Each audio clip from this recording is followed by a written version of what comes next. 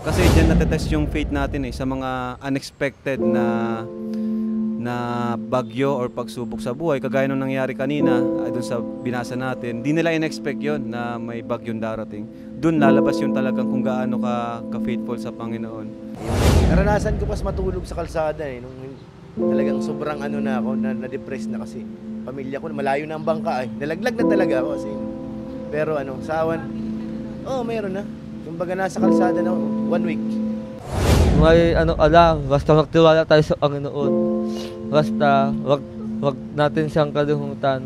Kung nasa pahamak lang tayo o kalulunod tayo, dapat tayong magdasal sa Kanya kung anong pwedeng ihingi natin sa Kanya ng tulong. Safety is not the absence of storm. Hindi pinangako ng Diyos na walang bagyo Pero safety is the presence of Jesus. Mahalaga pag dumaan ka sa bagyo, may Jesus ka sa puso mo. Ang topic po natin ngayon tungkol sa bagyo ng buhay.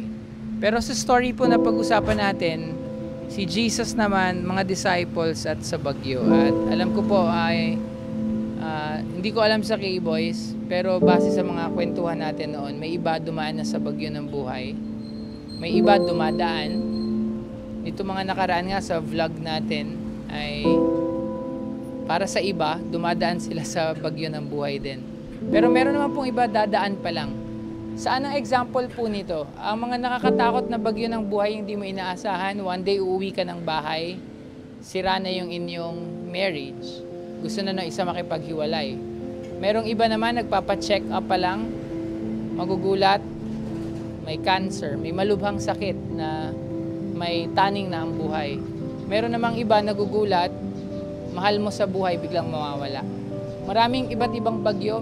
Minsan yung bagyo maabangan mo, pero may mga bagyo minsan sa gitna ng dagat na bigla na lang, hindi mo sinasadya, hindi mo inaasahan, pero dumarating. Paano tayo magre-respond?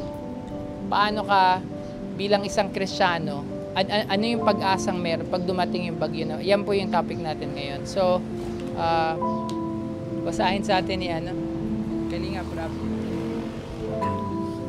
Mark chapter 4 verse 35. Pinatigil ni Jesus ang bagyo. Kinagabihay sinabi ni Jesus sa mga alagad, tumawid tayo sa ibayo. Kaya't iniwan nila ang mga tao at sumakay sila sa bangkang sinasakyan ni Jesus upang tumawid ng lawa. May iba pang mga bangkang nakisabay sa kanila. Habang naglalayag, inabot sila ng malakas na bagyo, kaya't ang bangkang sinasakyan nila ay hinampas ng malalaking alon, at ito'y halos mapuno na ng tubig. Si Jesus ay natutulog noon sa may hulihan ng bangka, nakahilig sa isang unan.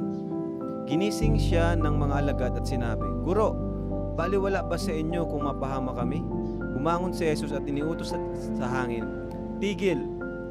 At sinabi sa alon, Tumahimik ka. Tumigil nga ang hangin at tumahimik ang lawa. Pagkatapos, sinabi niya sa mga alagad, Bakit kayo natatakot?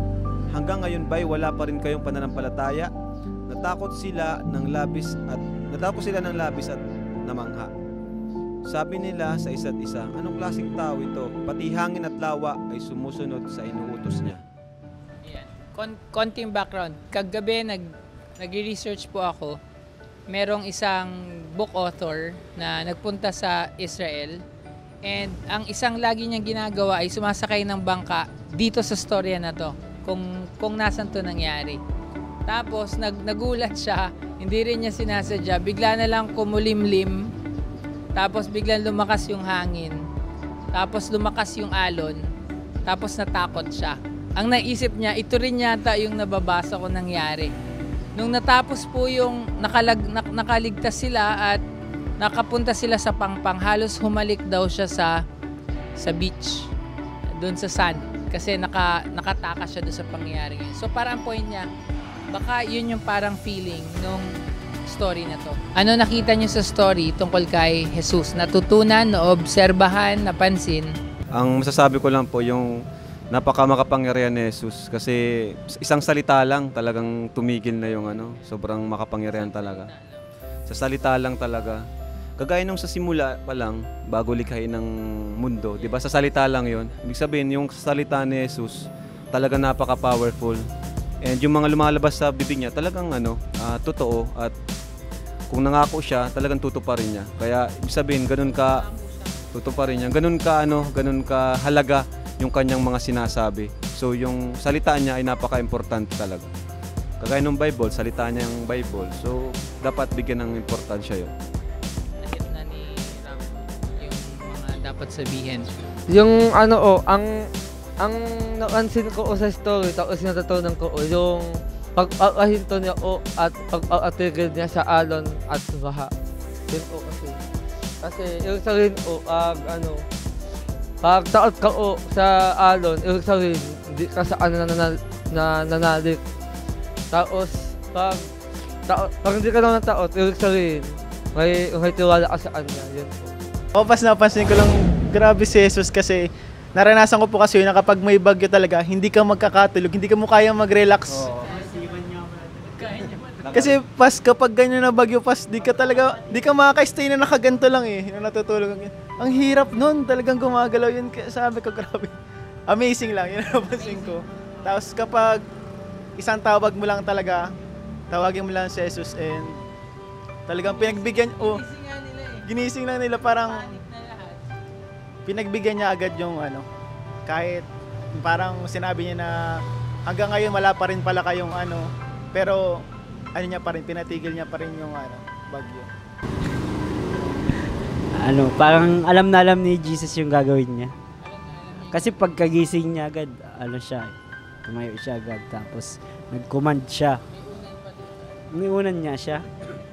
Nag-command siya agad Parang alam niya yung... alam niya. Matutulog siya talaga.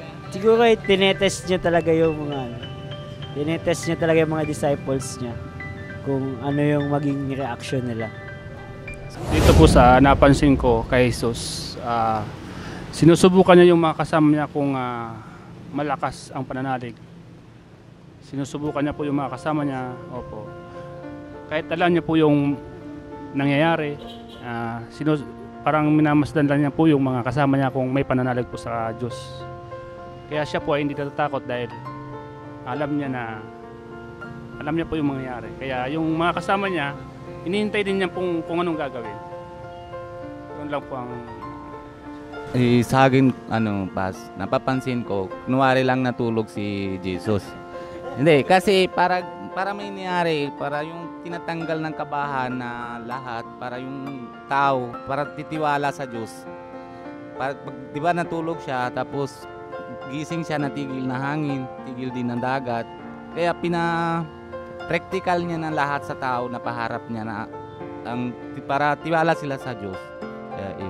So, point number 1. Jesus wants us to remember His promises at magtiwala doon. Pag nagsabi si Lord, magtiwala ka. Di ba ang sabi niya, punta tayo sa Ibayo? Nagsabi siya, punta tayo doon. Ngayon, pag may problema ang tao, nagpapanik. Nagpapanik tayo. Gumagawa tayo ng kung ano-ano, nag-worry, gumagawa tayo ng mga solusyon natin. Pag di na natin kaya, saka ka nang gigising sa Diyos. Di ba? Parang, Lord, tulong. Pero dyan maalala natin, nagsabi siya punta tayo sa Ibayo. At kung kasama mo si Lord, bakit ka matatakot? Kaya yung verse 41, yung nagsabi si Jesus na, bakit kayo natatakot? bakit kayo natatakot? Di ba nagsabi si Jesus, bakit kayo natatakot? Nagtataka pa siya bakit kayo natatakot? Dapat hindi. Kasi sinabi ko na punta tayo doon. Tsaka kasama niyo ako. So point number 2, hindi mo kailangan matakot kung kasama mo si Jesus. There's nothing to fear when Jesus is near. Andun siya Kaso siguro ito yung time na kinikilala pa lang siya ng mga disipulo. Namangha sila Doon sa sinabi ni Rab na makapangyarihan na si Jesus. Meron ba kayong kilala na kaya magpatigil ng bagyo? Pare, may paparating na super typhoon. Yung ginamit na word sa nakakatakot na seismos, parang lindol. Na yun yung sinasabi ni Ian, mahirap ka magkatulog sa ganun, magpapanik ka. Pero isang salita lang ni Jesus, tumigil, sumunod. Parang pinuprove niya dito, may kapangyarihan siya even over nature. Walang taong ganun, di ba? Wala namang taong may kapangyarihan sa nature na tumigil ka, lindol, tumigil ka, bulkang taal, tumigil ka. Pero kay Lord, isang salita, gusto niya na kapag nandyan yung presensya niya, huwag kang matakot. At alam ko marami po nakakatakot sa buhay. Ang sabi ko nga sa Angels nung nakaraan, hindi ko alam kung may masyashock pa ako na kwento. Kasi bilang pastor po, marami sa yung lumalapit. May inalagaan ako 1 year na may leukemia, may cancer. Pinagpe-pray namin siya 1 year. Nakita ko siya magpa-chemotherapy. Nakita ko kung paano hindi siya matakot habang harapin ang kamatayan dahil sa faith niya kay Jesus. At marami pang iba. Pero yun pala, mawawala ang takot mo kung may tiwala ka sa Kanya. Yun yung mahalaga dun eh. Yung Ayo po. study natin na sinasabi mo, may parang taning siya sa buhay pero di siya natatakot. Opo, di siya natatakot. Kasi alam niya po na kasama niya yung Diyos. Parang isa siyang magandang example na kapag pala alam mo na andyan yung Diyos and may magandang plano at magandang plano sa... Naniniwala siya. Sobrang positive niya. Tapos, ayun, parang kaya niyang harapin lahat ng pagsubok. Kasi kamatayan na yung kaharap niya pero hindi pa rin siya, parang hindi siya nagpapatinag eh. Parang ang sabi niya sa akin, kung ano lang daw yung mangyari, parang kaloob na daw yun ng Panginoon. Parang yun daw yung niya talaga. Next natin pag-usapan, tapos na yung kay Jesus, next naman, yung mga disciples. Anong masasabi niyo? At anong nararamdaman, paano kayo makaka-relate doon sa mga disipulo na nandyan sa storya? Sige nga. Anong napansin nyo doon sa mga disciples? Ito, Kuya. Kagaya ko, ayoko naman magmataas. Kung kagaya ng mga disciples, hindi pa kami fully nagso-surrender kay Jesus. Yun lang yung pinakabuod lang gusto kong sabihin. Yes. Baka kasi nung time na yan, hindi pa nila kilala talaga si Jesus. So, kasi nagpanik sila eh. Ano pa masasabi niyo sa mga alagad? Ako naman, Pas. Ako, kahit sabihin natin naniniwala ako kay Jesus, kahit pa sabihin natin believer na ako or may pananampalataya, sa tingin ko makaka-relate pa rin ako sa kanila. Parang gisingin ko tayo. Matatakot pa rin talaga. Siyempre, tao tayo. Gisingin ko pa rin. Paano kung yun nga, tulog pa rin, namatay na tayo, lumubog na yung bangka, tapos natutulog pa rin. Ano masasabi nyo dun sa mga alagad? Mag-imagine lang kayo dun sa pangyayari. Pero para sa akin, para sa akin, alam pa rin nila kung sino yung tatawagin nila. Talagang hindi lang talaga nila alam, parang hinintay muna nila na parang, siguro, pero ang para sa akin, Pas, parang alam nila kung sino yung tatawagin nila. Kasi kung wala talaga silang tiwala kay Jesus, hindi nila yung gigisingin eh. Alam nila kung sino yung Ano ba napansin nyo tungkol sa disciples na medyo hindi halata dyan? Una, mga fishermen to, di ba?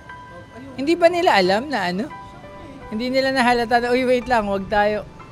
May quote pa yan po sa mga sa mga seafarers, sa mga nagbabarko na I am not afraid of storms, for I know how to sail my ship. Pero, di ba?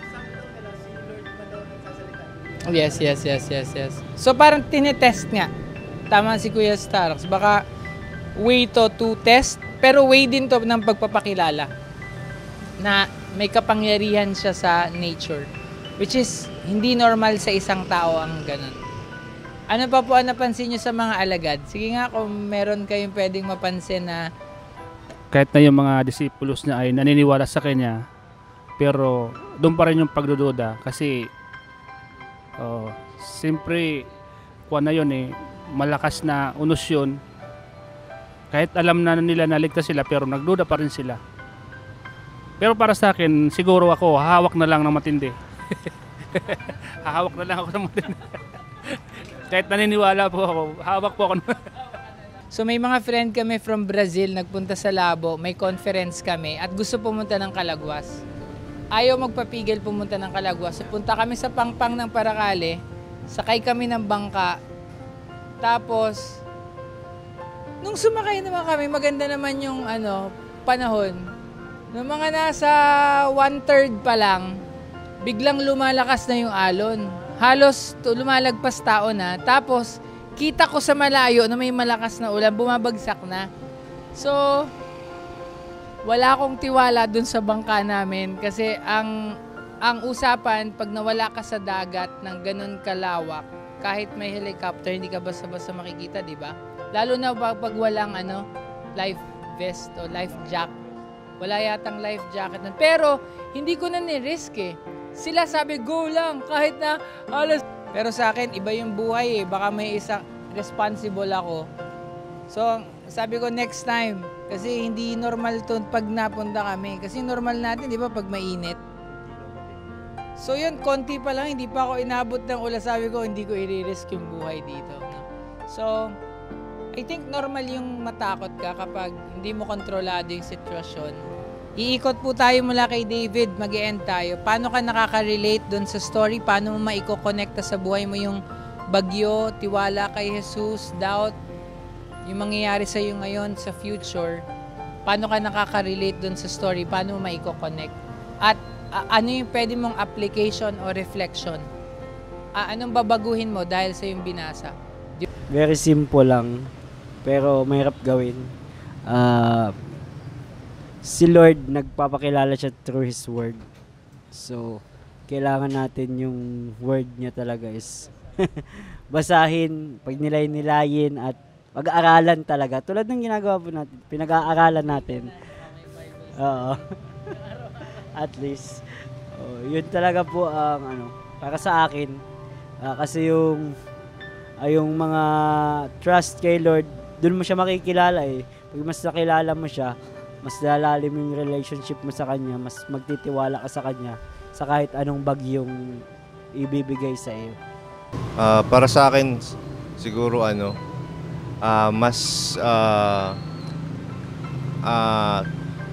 magtitiwala ako sa Lord and parang i-offer ko na yung buhay ko sa Kanya. I-offer ko na bahala na siya. Bahala na siya. Kung ano man mangyari, kaloob niya yun, tanggapin natin. Pagkatiwalaan natin si Lord. Wala na, sagot na ni Kuya John lahat eh. Ganon din, basta sa akin, patatiwala lang. Yun na yung pinaka-main na dun sa point niya, patiwala po. So yun po, natutunan ko po is normal lang naman pong matakot. Lalo na pag di mo kontrolado yung situation. Pero reminder na lang din yun na pag di mo kontrolado yung situation, may Diyos na kayang kumontrol ng situation na di mo kaya. So yun nga, reminder siya na may kaya na mag-control. Talaga lulog ka na talaga. Siguro ako pa sa yun nga, tiwala kay Lord. Tsaka kung paano i-connecta sa buhay. Marami na akong pinagdaanan dito pa sa binasa natin. Nandito na daanan ko na yung iba. Baga dumaan ka na sa pagsubok na nandito na. Pero hindi tayo bumitaw eh. Tiwala lang kay Lord, kay God. Hanggang ngayon, nandito tayo sa Kalingap. Bago pa ako mapunta ng Kalingap, nagdaanan ko na to. Yung, kunwari nasa bangka ko. Matindi pas, pamilya ko ang muntik na akong malaglag sa bangka kasama ang pamilya ko. Pero na-survive ko yun hanggang ngayon. Ito kasama ko na sila ulit. Kaya, thank you kay Lord. Thank you. Kasi, syempre, pagkitiwala natin, nandyan lahat. Yung naranasan ko pas matulog sa kalsada talagang sobrang na ako, na-depress na kasi pamilya ko, malayo na ang bangka nalaglag na talaga ako kasi. Pero sa awan, meron na. Kumbaga nasa kalsada na 1 week. Pakalat-kalat. Sabi ko, ito na yata. Hindi ko na kayang timbangin. Parang paano ba ako? Paano ako babangon? Paano ako kukunin ulit yung pamilya ko? Malayo na ang bangka. Kailangan kong languyin. Pero sa awa ng Diyos, thank you Lord at nagulat na lang ako. Kasama ko na ulit yung aking asawa. Aking pamilya. Kaya simula nun, mas lalo kong niyakap. Kasi parang yung time na gusto kong kumita. Yung palayo na ako ng palayo sa pamilya ko. Yun ang pinakamabigat na pagsubok. Pas bukod doon sa mga namatayan ako ng magulang. Yung pamilya kasi araw-araw ko silang kasama. Parang nandun ako sa bahay. magkikita kami. Yun lang. Sa alis na ako, trabaho na ulit hanggang sa wawala na, palayo na ng palayo pala, hindi ko na mamalayan. Nung nasa kalsada na ako, sabi ko ito na yung mali ata, ito na yung pagsubok na mabigat na kailangan kong harapin. Bahala na si Lord kung saan ako makarating, kung makakabalik man ako sa pamilya ko. Kaya naalala ko lahat, pas binabasa mo, o inaano ko lahat, na ito na yung buhay ko noon na naranasan ko na to. Thank you, thank you. Ay, oo, grabe pas. Totoo po, totoo, grabe kasi ito ngayon nararanasan ko na, kumbaga nandyan na lahat, kasama ko ang pamilya ko. May struggle man pero minor na yun. Oo, hindi na siya ganun kagaya ng dati na wala ka na talaga sa sarili. Yung naglalakad ka pag nakakita ka ng tao, sino ba yun? Ba't may kasama? Parang grabe nang mapasok sa utak eh. Hindi ka na rin may paliwanag sa sarili ko, basta nagulat na lang ako, kasama ko na ulit ang pamilya ko. Wala lang tigil, naglalakad ka, nakaupo. Bangkita, naupo ako doon nagdadasal. Sana may balik ko dati. Pag naibalik ko, ayakapin ko na, hindi ko napapakawalan, bahala na. Kaya ito ngayon, sama-sama na ulit kami. Kaya thank you kay Lord. Oo. Sa akin po, yung naging reflection po ng sa ginawa natin ngayon. So napakaganda po kasi halos po lahat ng pagsubok tulad po yung mga bagyong dumating. Halos naranasan ko rin po ito. At yung pagsubok sa buhay ko nung nawala po ako ng anak, ng ama. Halos malakas na bagyo po yung dumating sa akin that time. Pero minsan na rin po akong bibitaw pero linakasan ko po yung aking loob. Dahil alam ko pag bumitaw po ako ay mas lalo ako malulunod. Kaya that time po ay isa lang po yung kinapitan ko, yung Panginoon. Dahil alam ko siya lang po ang makakatulong sa akin. Sabi ko, that time na nasa gitna ako ng pagsubok, halos wala akong malapitan nun dahil halos naman kami, pare-pare yung nararamdaman namin. Sabi ko, kanino ako lalapit? Inisip ko yung mabuti kasi sabi ko, minsan sinisisi ko po siya, bakit ginawa ko naman lahat ng paraan para mailigtas ko sila, bakit nangyari pa rin yun? Nawala pa rin sa akin yung anak ko, yung mama ko, pero inisip ko siguro, oras naman nila, kumbaga, yun na yung time din nila para sila makapagpahinga. At minsan gusto ko nang bumitaw noon pero hindi ko ginawa. Dahil sa Panginoon, muli akong kumapit. Kaya yun po yung naranasan kong bagyo sa buhay ko. Yung mawala ng mga mahal sa buhay. Pero dahil andyan siya, kaya po ako nandito. Patuloy na lumaban po. Salamat po. May basta magtiwala tayo sa Panginoon. Basta wag natin siyang kalimutan. Kung nasa pahamak lang tayo o kalulunaduhan tayo, dapat tayong magdasal sa Kanya kung anong pwedeng ihingi natin sa Kanya ng tulong. Kaya yun po. Kasi simula nun, yung kaya lang, naalala mo nun yung yung sa bangka, yung kaya, wala na yun. Hindi kay Erika po. O yung bangka, nagdasalo ako nun. Sabi ko sa sarili ko, sana hindi ako malunod. Oo. Sana hindi ako malunod. Pero sabi ni Kuya Lau, Arjon, kailangan mong tumalon sa tubig. Kasi yun yung role mo. Pero sige. Oo, naalala ko nun. Kaya sabi ko sa sarili ko, bahala na si Lord. Oo. Kaya yun sabi ko. Oo. Yung mababaw lang. Oo. Kaya yun yung isa sa naranasan ko. Kaya thank you talaga, Idol. So yun po, sa akin naman po, reflection. Yun lang po, lesson learned dun sa nangyari po sa disciple with Jesus Christ. So parang pwede nating mahintulad ngayon, yung pagsubok, andyan lang naman talaga siya. Pero kung andun nga po, dun, yung pagkakaiba kasi that time, andun po si Jesus. Ngayon po, wala siya sa atin. Pero ang ano lang po nun, kung andyan po si Jesus sa heart natin, si God's heart natin, parang there's no need na matakot ka.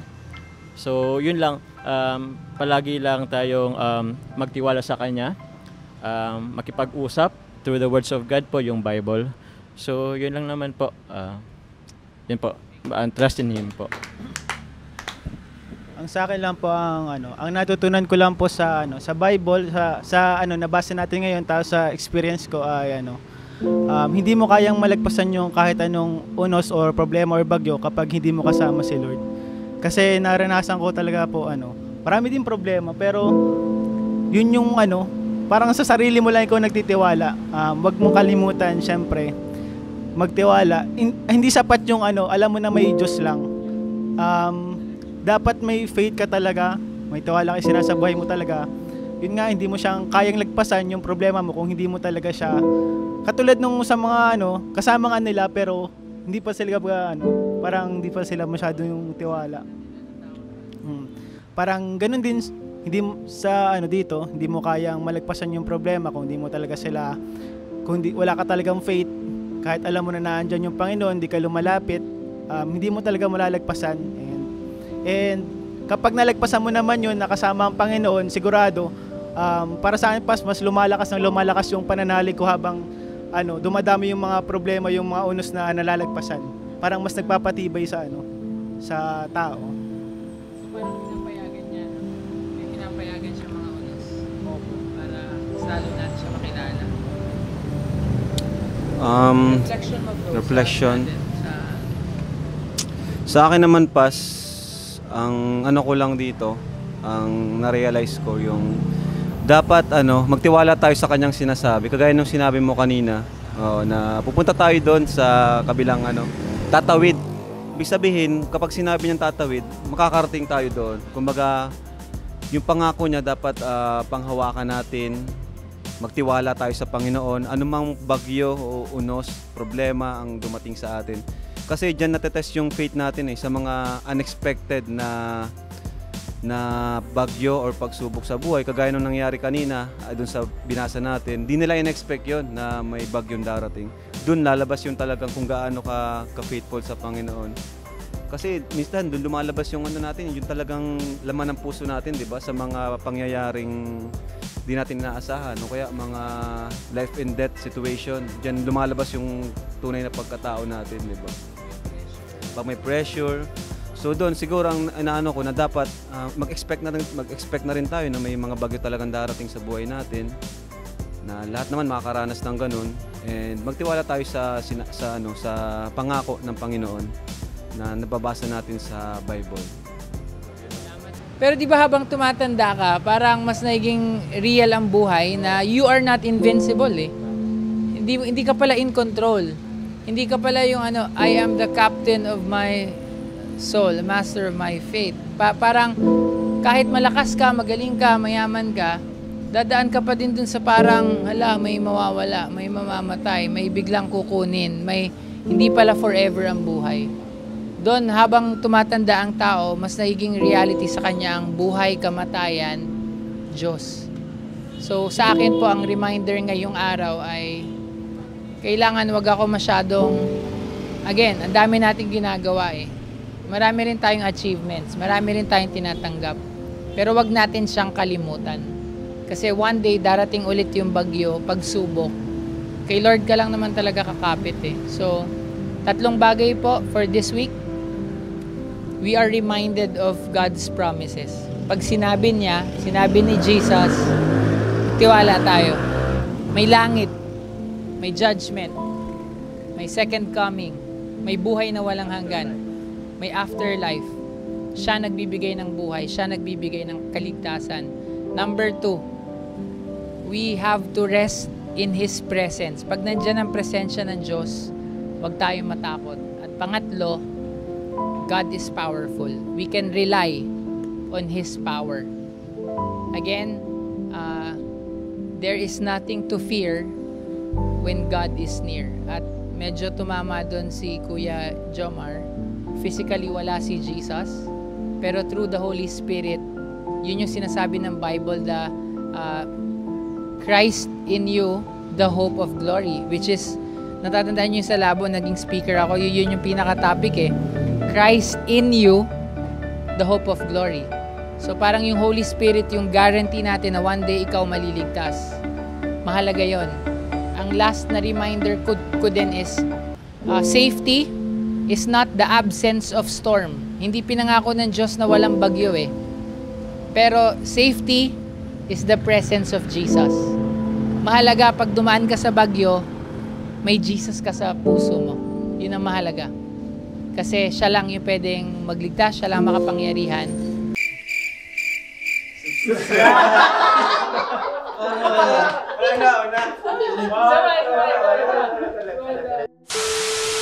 Please subscribe! YouTuber. Salamat po sa inyo. Thank you.